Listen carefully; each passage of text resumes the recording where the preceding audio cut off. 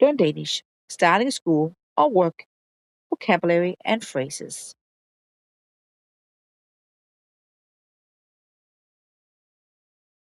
Lær dansk.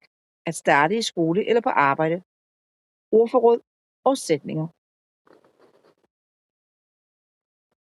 Welcome to Learn Danish with Mom. Velkommen til Lær Dansk med mor. At the end of the video, there will be a quiz to help you use your new Danish skills. Before the quiz, I will list all of the new Danish vocabulary in this video. If this is your first time here, start with the Learn Danish playlist. You can find it on the main Learn Danish with Mom YouTube channel page. These Learn Danish videos are created to help you speak Danish like a Dane and to help you live comfortably in Denmark. I've made them to teach my kids Danish. Their ages 6 to 24, and the two oldest now live in Denmark. To get the most success, I recommend that you spend at least 1 week on each video.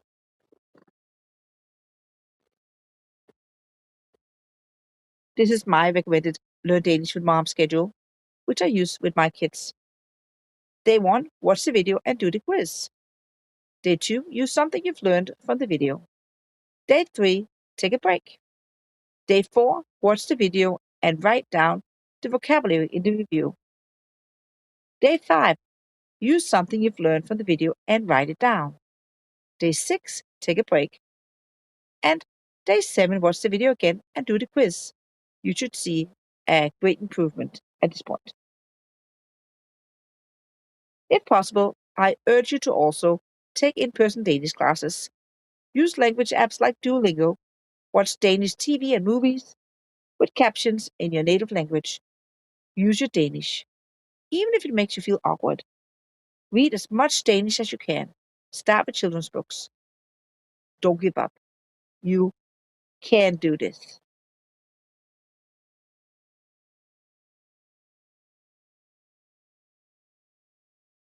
When you move to Denmark, move to a new place, start a new school, start a new job, or meet new people in Denmark, there are questions they'll ask, questions you'll have, and answers and phrases for you to formulate and understand so that you can start off strong in Denmark.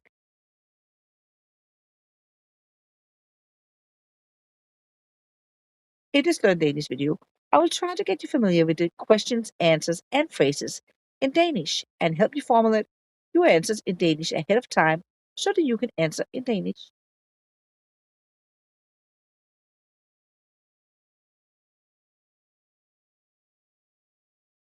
I recommend that you write down your questions and your personalized answers on a piece of paper so that you can memorize these.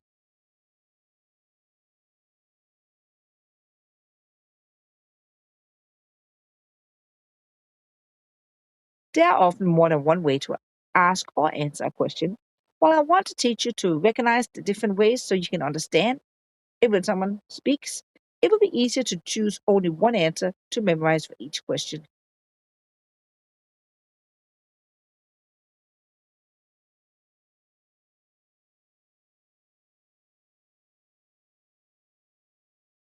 In this video, we're going to learn Danish phrases and vocabulary needed when you start a new school, a new job, or meet new people in Denmark.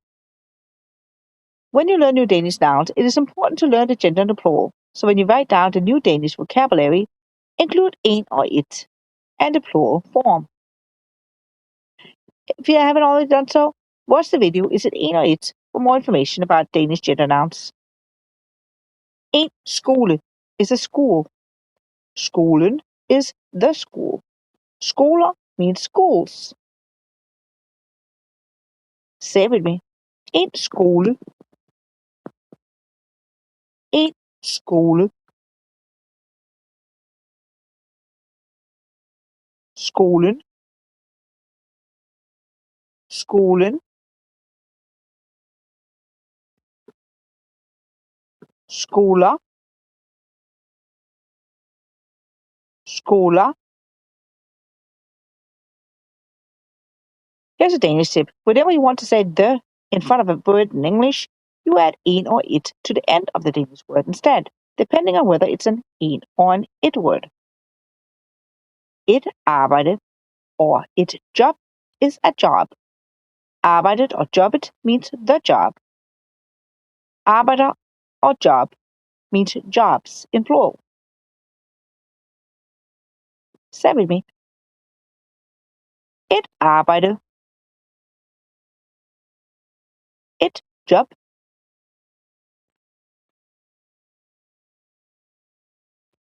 Arbejdet. Jobbet.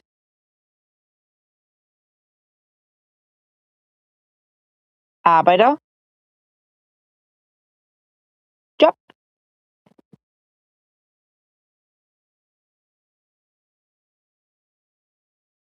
Arbejde as a verb. At arbejde means to work. Arbejder means work and works. Arbejdede means worked. Say with me. Arbejder. Arbejder.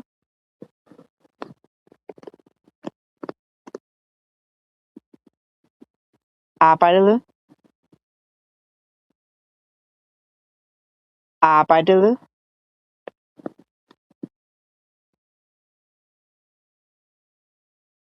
Questions you may be asked when you start a new school, a new job, or meet new people in Denmark.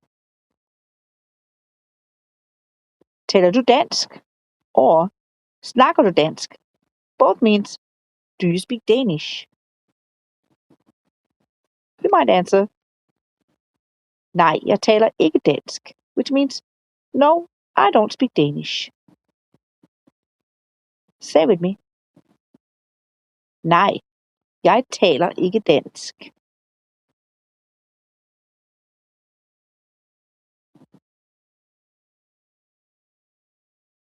Or, ja, jeg taler lidt dansk, which means, yes, I speak a little Danish. Say with me. Ja, jeg taler lidt dansk.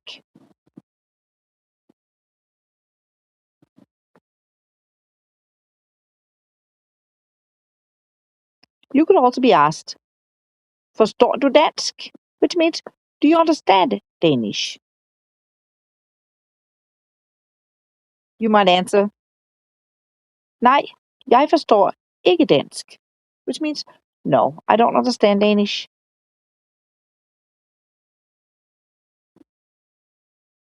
Say with me. Nej, jeg forstår ikke dansk.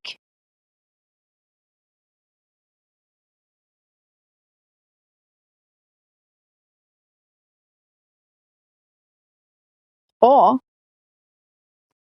ja, jeg forstår lidt dansk, which means yes, I understand a little Danish. Say with me. Ja, jeg forstår lidt dansk.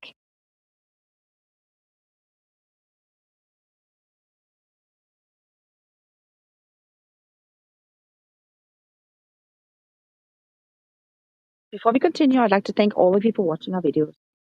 Please support Learn Danish with Mom. Hit that like button and subscribe. Whenever you do, it encourages me to make more videos for all of you. Danes learn several languages in school, including English and German. But they may also learn Spanish or French. Therefore, you may be asked, taler du engelsk? Taler du tysk? Taler du fransk? Or taler du spansk? Which means, do you speak English, German, French, or Spanish? You might answer, nej, jeg taler ikke engelsk. Nej, jeg taler ikke tysk. Nej, jeg taler ikke fransk. Or, nej, jeg taler ikke spansk, which means, no, I do not speak English, German, French, or Spanish. Or you might answer, ja, jeg taler engelsk. Ja, jeg taler tysk. Ja, jeg taler fransk. Or, Ja, jeg taler spansk, which means yes, I speak English, German, French, or Spanish. 7 with me. Nej, jeg taler ikke engelsk.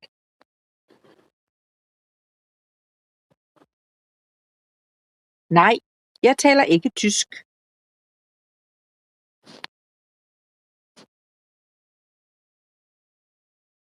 Nej, jeg taler ikke fransk.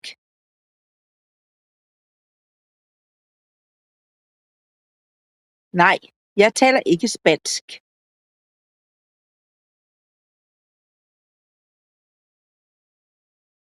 And say it with me. Ja, jeg taler engelsk.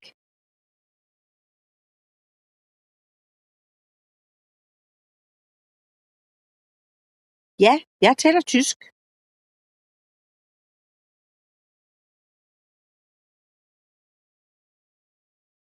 Ja, jeg taler fransk.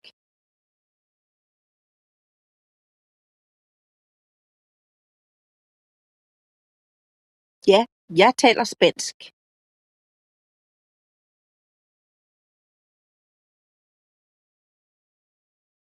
You will definitely be asked and will ask, hvad hedder du?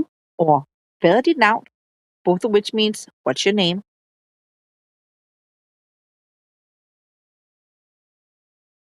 Say with me. Hvad hedder du? Hvad hedder du?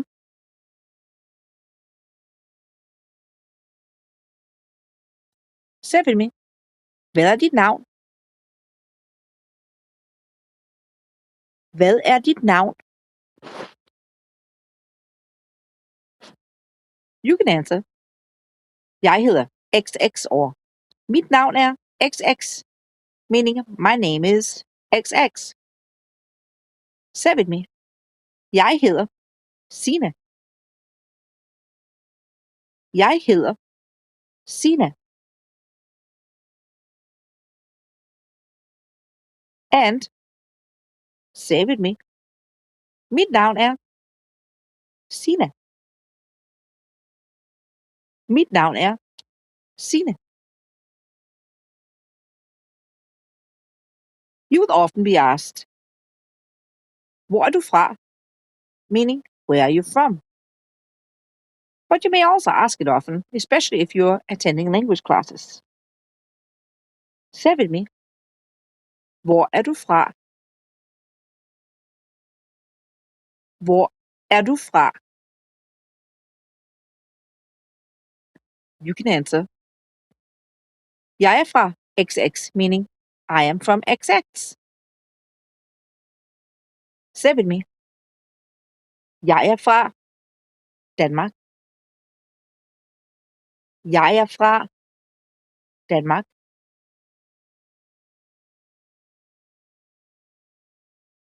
I know it can be frustrating to constantly be asked where you are from, especially if you've lived in Denmark for many years. Please don't be offended. People are curious, and most often the question is posed out of sincere curiosity.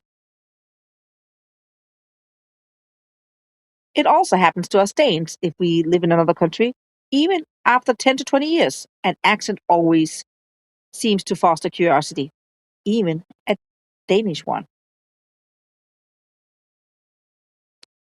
Here's some more questions. Flere spørgsmål. Hvor bor du? Means where do you live? Say with me. Hvor bor du? Hvor bor du? You might answer. Jeg bor i XX. I live in XX. Say with me. Jeg bor i. Jeg bor i.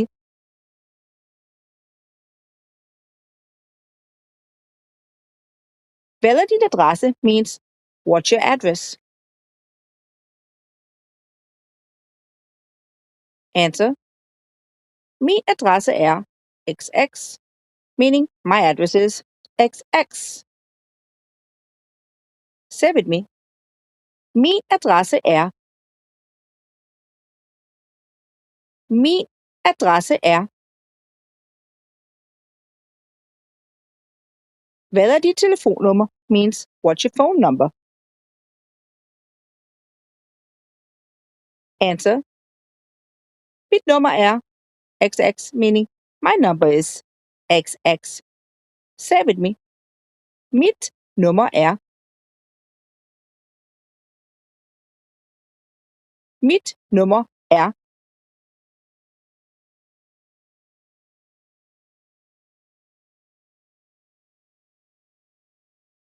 Har du børn means do you have children?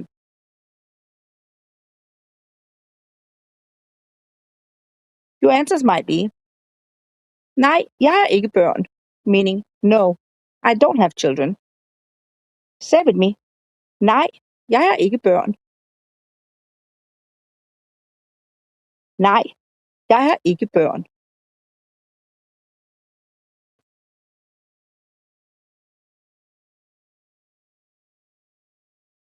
Or your answer might be, jeg har et barn, meaning I have one child. Say with me. Jeg har et barn. Jeg har et barn.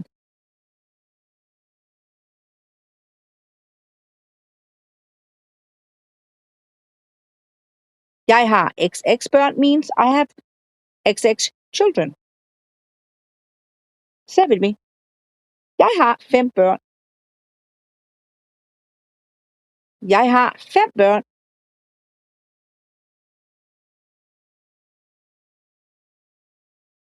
Har du en kæreste means do you have a girlfriend or boyfriend?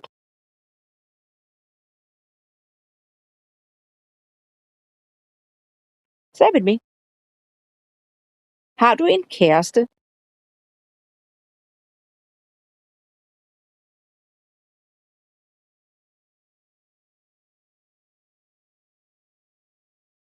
You can answer. Ja, jeg har en kæreste. Meaning, yes, I have a girlfriend or boyfriend. Say with me. Ja, jeg har en kæreste. Ja, jeg har en kæreste.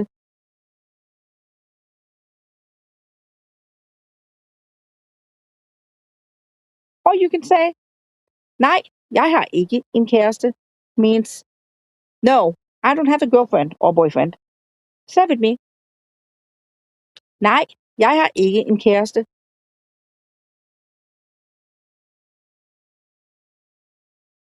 Nej, jeg har ikke en kæreste.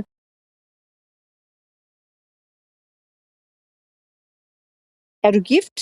Means, are you married? Say with me. Er du gift?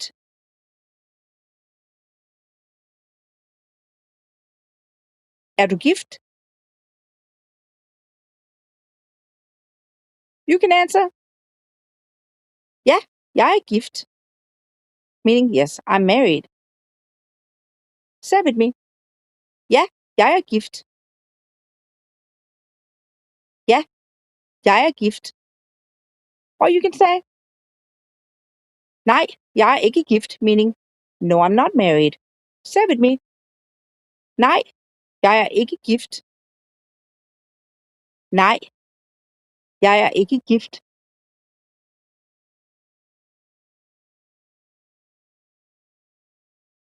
Har du arbejde means do you work? Say with me. Har du arbejde? Har du arbejde?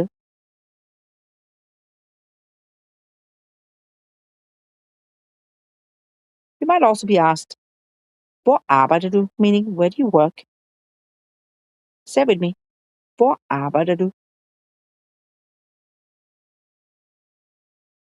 Hvor arbejder du?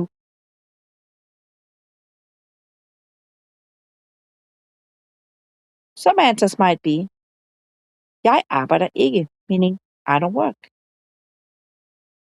Say with me. Jeg arbejder ikke.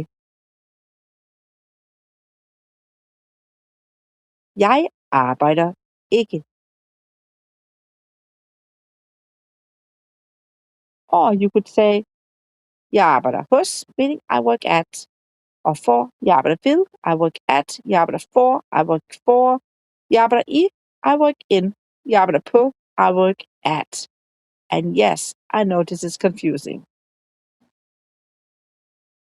This one is a tricky one, and it should probably have its own video. All 5 Danish phrases can translate to works at or works for, but each one has a specific meaning and is used in different contexts.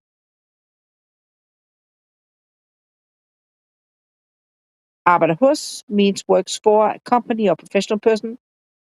You work for an employer, a company, a brand, shop, or professional individual. Arbejder hos is used when the workplace is defined by who employs you, such as companies, shops, doctors, lawyers, hairdressers, and so forth. Arbejder ved means you work at a physical site, a machine, or a station, meaning you work at or by a specific physical location, often outdoors or at a machine. You use arbejder ved when the workplace is a site, installation, a machine, or a station, and it's often used for technical or manual work. You arbejder for works for on behalf of someone or something, meaning you work for someone in the sense of on behalf of, in service of, or representing them. This is more abstract than hos. Arbejder for can be used when you represent an organization or cause. You work for someone in a broader mission-based sense, such as an NGO or government, international organizations, campaigns, or clients. Arbejder i means you work in, such as a building, a department, or sector, meaning you work inside a physical building or within an organizational unit. Arbejder i can be used when the workplace is a building, an office, a department, a sector, even a business with a brand, such as Bilka. Jeg arbejder i Bilka. Arbejder på means you works at, such as an institution, a school, hospitals, media, or constructions. It's used for institutions, large facilities, public service, and construction sites. Arbejder på, you can use it when the workplace is an institution or facility, such as schools, hospitals, universities, media companies, and construction sites.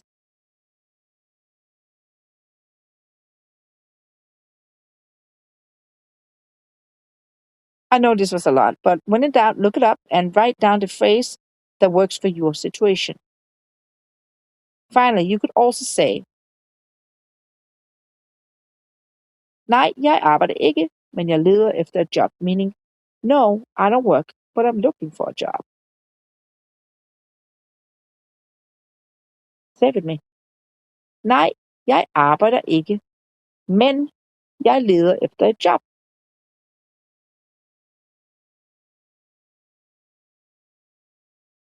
Nej, jeg arbejder ikke, men jeg leder efter et job.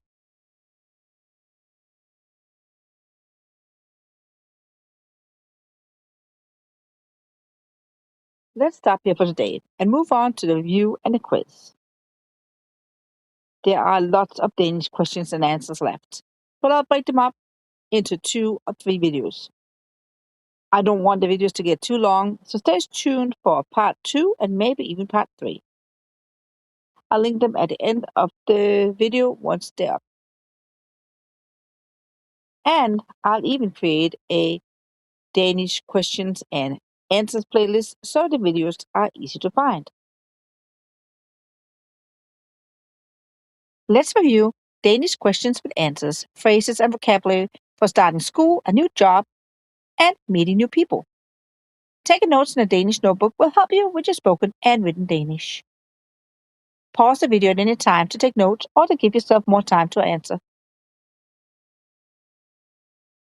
En skole is a school. Say with me. En skole. Skolen is the school. Skolen. Skoler means schools. Skoler. Et arbejde or et job is a job. Say with me. Et arbejde.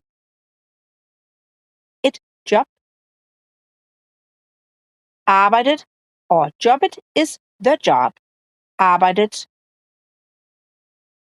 Jobbet. Arbejder or job means jobs in plural. Arbejder.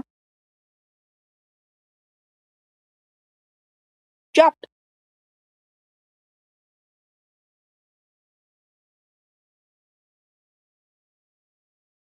At arbejde is to work. Say with me. At arbejde. Arbejder means work or works. Arbejder. Arbejdede means worked. Arbejdede. Vil arbejde means will work. Vil arbejde. Et noun is a name. Say with me. Et noun. Navnet means the name. Navnet. Navne means names. Navne. Vil means by or at. Say with me. Vil. Hos also means by or at. Hos. I means in. I. For means for. For. På means on. På. En adresse is an address. Say with me. En adresse. Adressen is the address. Adressen. Adresser means addresses. Adresse. Et telefonnummer is a phone number. Say with me. Et telefonnummer. Telefonnummeret is the phone number. Telefonnummeret.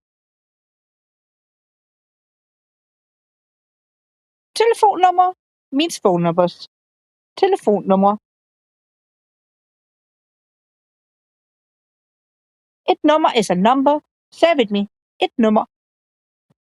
Nummeret is the number. Nummeret. Nummer means numbers. Nummer. Et spørgsmål is a question. Say with me. Et spørgsmål. Spørgsmålet is the question. Spørgsmålet.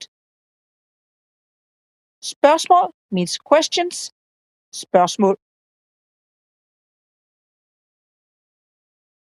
Et barn is a child. Say with me. Et barn.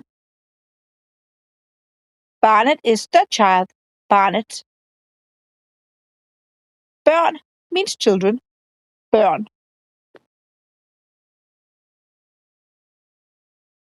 En kæreste is a boyfriend or girlfriend. There's no gender-specific term. Say with me. En kæreste.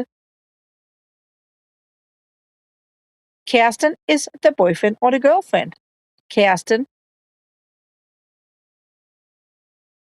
Kærester means boyfriends or girlfriends. Kæreste.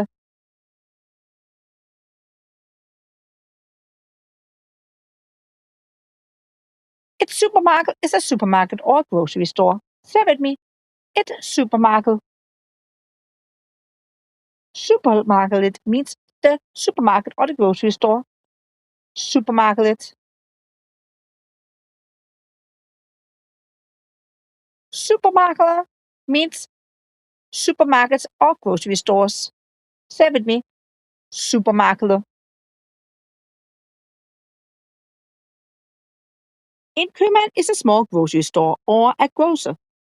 Say with me. En købmand. Købmanden is the small grocery store or the grocer. Købmanden. Købmand means small grocery stores or grocers. Købmand.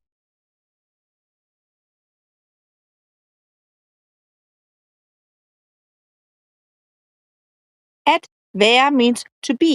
Say with me. At være. Er means am or are. Er. Var means was or were. Var. Vil være means will be. Vil være.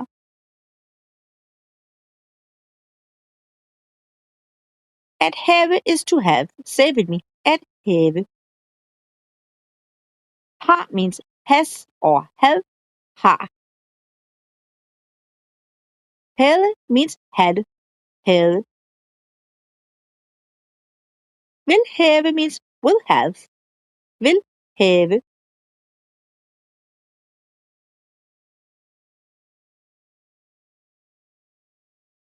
At tale is to speak. Say with me. At tale. Taler means speak or speaks. Taler. Talte means spoke. Talte. Vil tale means will speak. Vil tale.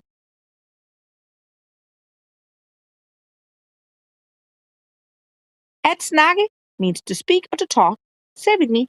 At snakke. Snakker means speak or speaks. And it means talk and talks. Snakker. Snakkede means spoke or talked. Snakkede. Vil snakke means will speak or will talk. Vil snakke.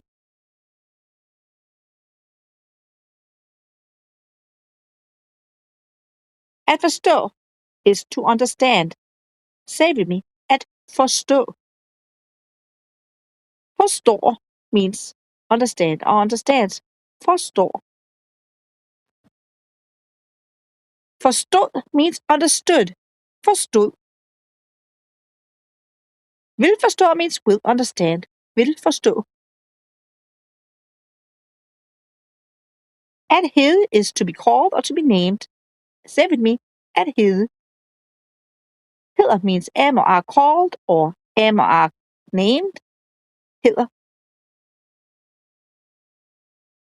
Hed is was or were called or was or were named. Hed. Vil hede is will be called or will be named. Vil hede. At bo is to live or to reside. Say it with me. At bo. Bor means live or lives or reside, besides. Bor.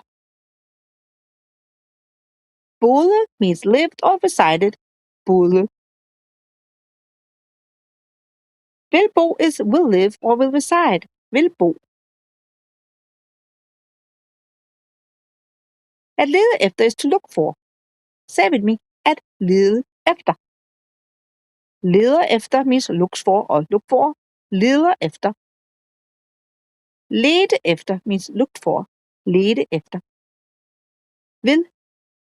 Lede efter means will look for. Vil lede efter.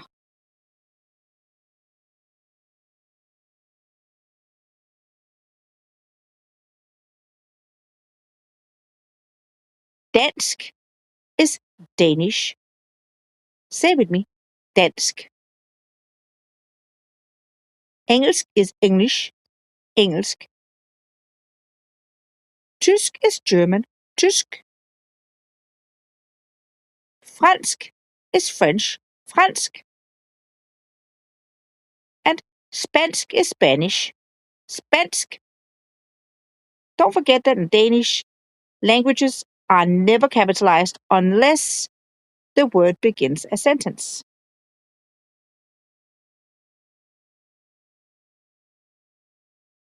Jeg means I. Say with me. Jeg. Du means you. Du. Han means he. Han. Hun means she. Hun. Mor means mom. Mor.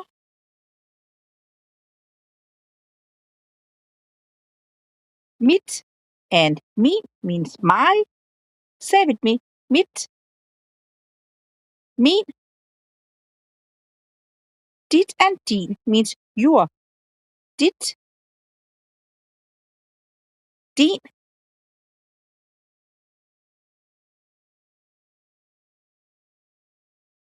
Fra means from. Say it with me. Fra. Efter means after. Efter. Ikke means not. Say with me. Ikke. Lidt means a little. Lidt. Flere means more. Flere.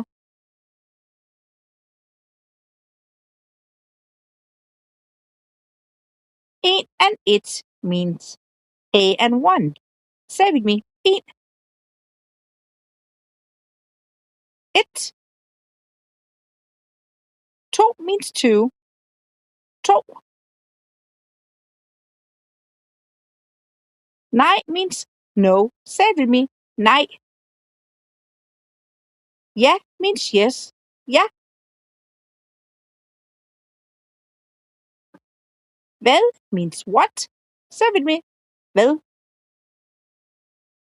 Hvor means where. Hvor.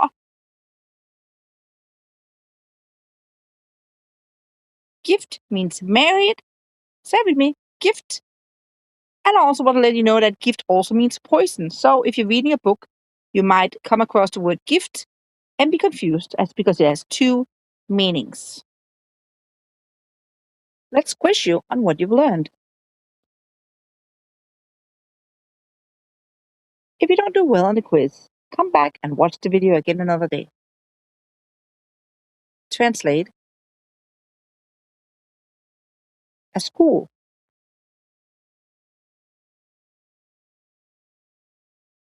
A school is en skole. A job. A job is et arbejde. I work is jeg arbejder. Where do you live? Is hvor bor du? Spørgsmål means questions.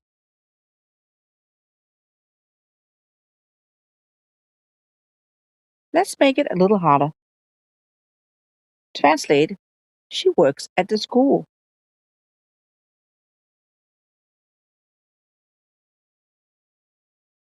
Hun arbejder på skolen. Translate. Do you have a girlfriend? Har du en kæreste? I have two children. Is jeg har to børn. Hun arbejder i supermarkedet. Means she works at the supermarket. Min mor works at the small grocery store. Is min mor arbejder hos købmanden.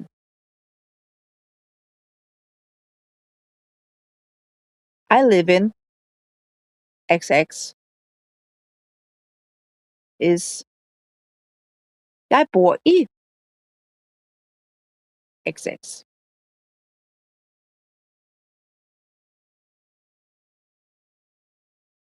Jeg hedder XX.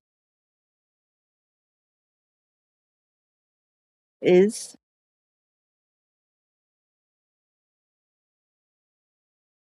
my name is.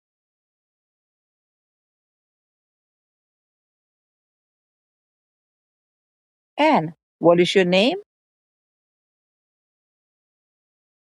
Is hvad er dit navn? Or hvad hedder du?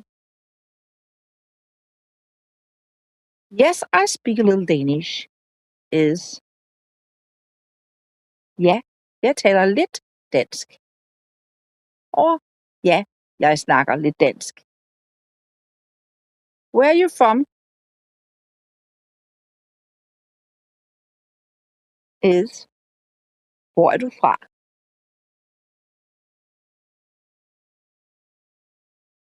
I am from XX. Is jeg er fra XX.